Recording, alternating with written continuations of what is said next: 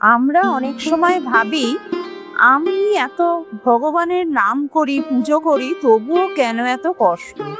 আর খারাপ লোকেরা যারা এত পাপ কাজ করছে তারা কেন সুখে থাকে? এই প্রশ্নের উত্তর জানতে হলে দেখতে হবে এই গল্পটি। একই স্কুলের দুই বন্ধু ছিল। তারা বড় হওয়ার পর একজন খারাপ পথে চলতে থাকলো, মদ, জুয়া, অন্যায় কাজে ডুবে থাকতে লাগলো। আর একজন হলো ঈশ্বরের ভক্ত।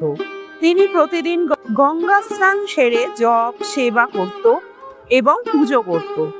একদিন ধার্মিক বন্ধুটি গঙ্গা স্নান করে ফেরার সময় পায়ে তার বিষাক্ত কাঁটা ফুটে গেল।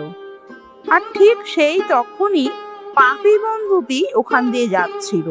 সে পেল একটি মোহর ভর্তি থলি।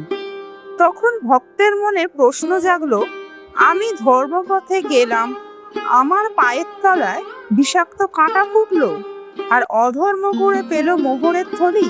এটাই কি ভগবানের বিচার? তখন এক সাধু তার কাছে এলো। সেখানে এসে বললেন, পূর্বজন্মের কর্মফল অনুযায়ী তোমার আজ ফাঁসি হওয়ার কথা ছিল, কিন্তু ভক্তি ও পুণ্যের ফলে তা কমে শুধু কাঁটা ফুটেছে। আর ওর পূর্বজন্মের অনেক পুণ্য ছিল, যার ফলে আজ ওর রাজা হওয়ার কথা ছিল, কিন্তু এই জন্মের পাপের ফলে তা কমে শুধু মোহরের থলি পেয়েছে।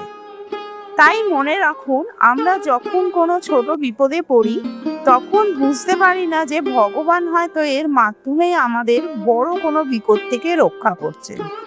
ভক্তের বর্তমান কষ্ট আসলে তার জমা হওয়া পাপের ক্ষয়, যা শেষ হলেই সে পরম শান্তি লাভ করবে।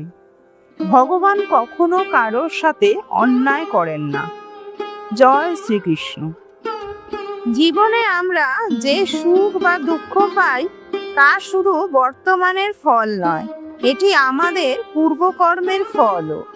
ভগবানের বিচার সবসময় নিখুঁত হয়, যদিও আমরা তা সঙ্গে সঙ্গে বুঝতে পারি না।